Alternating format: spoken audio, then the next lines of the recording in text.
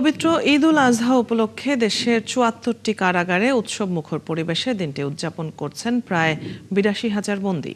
ঈদকে কেন্দ্র করে জামাত, বিশেষ খাবার, সাংস্কৃতিক অনুষ্ঠান ও পরিবারের সাথে অতিরিক্ত সাক্ষাতের সুযোগ সহ নেওয়া হয়েছে নানা আয়োজন।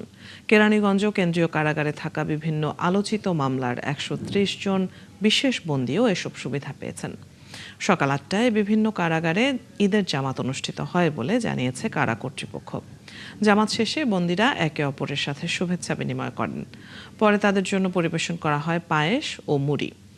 দুপুরের খাবারে ছিল পোলাও, রোস্ট, গরু ও খাসির মাংস, চমচম, কোমল পানীয়, সালাদ ও পান সুপারি।